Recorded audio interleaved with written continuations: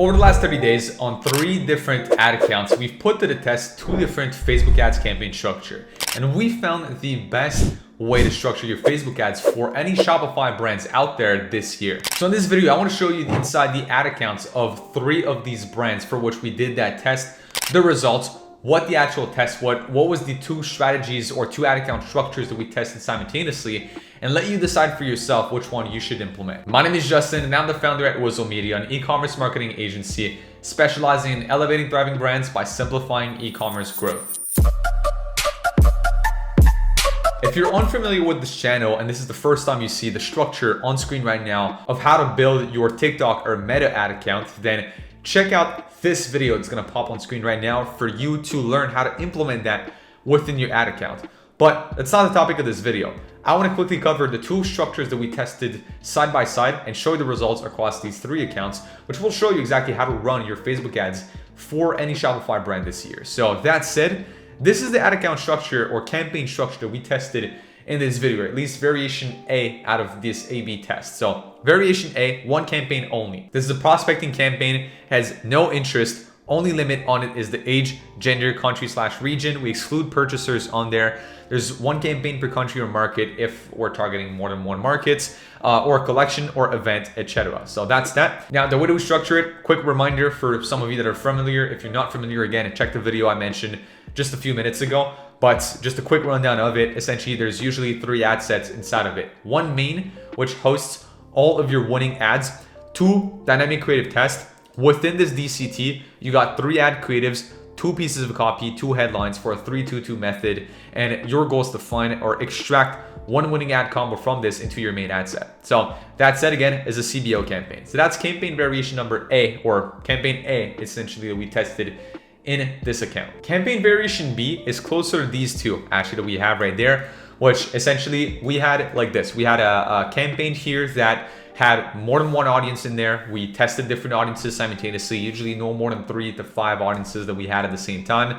Roughly every audience had the same ad creatives. Again, roughly 3, 2 pieces of copy, 2 headline, and our goal was to eventually start scaling the winning ad sets. So we kill off the ad sets that are losing, and then we also try and extract the winning ads from it into a separate campaign.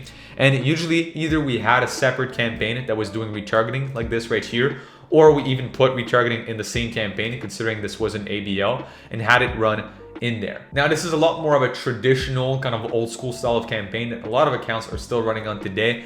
Maybe some of you guys watching this video are still running on that campaign structure. Any form of variation of I have a cold campaign and a retargeting campaign, or I have a top of funnel, middle of funnel, bottom of funnel campaign. Anything like that is going to resemble itself a lot in its methodology. So now let's hop over to 3 ad accounts that I want to share with you right now. This first one, you can see the top 2 campaigns in spend and in results were actually these 2 different structures. The top one is actually the new structure. So you can see right here, in this campaign, we spent $2,200 in the last 30 days. We generated $10,700 back, 4.8 total ROAS, and 2.85 new customer ROAS out of that campaign. Second campaign, almost the same level of spend, like only $100 difference in this case. So $2,100 right here, $10,000 generated, so $700 less. For an overall ROAS is 4.76, but 1.76 in terms of new customer ROAS. So this new campaign for the same level of spend not only slightly outperformed the first campaign, but in terms of new customer ROAS, definitely outperformed that campaign. So that said, again, this top one and the second one is an interest stack campaign like shown right here. The first one is this new structure that we had with DCTs. Second account that we did this test for, we did it in different ways. In fact, we also did so with a new collection launch that they had. So single interest testing is actually the campaign that was like this one right here, so which was more of an interest test. Now the second one right here, which also was a launch, we did a very similar structure. Actually, what we did in this one is something like this. So 1 interest stack, 1 middle of funnel / bottom of funnel audience, and then the ads in there. And we also did this new DCT campaign.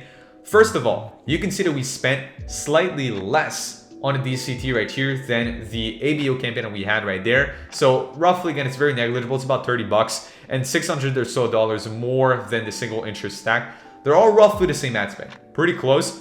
it outperformed in ROAS any of the other campaign we had. Although in that case, I will have to admit that in new customer ROAS, it did not. So this older campaign, funnily enough, performed better in terms of new customer ROAS, even though it had a retargeting ad set in there. So overall was the best performer as a campaign. New customer ROAS was relatively close to this other one, but it got beat. So I do want to be impartial with this and kind of show the results as they are. The third account that we did this test with is this one.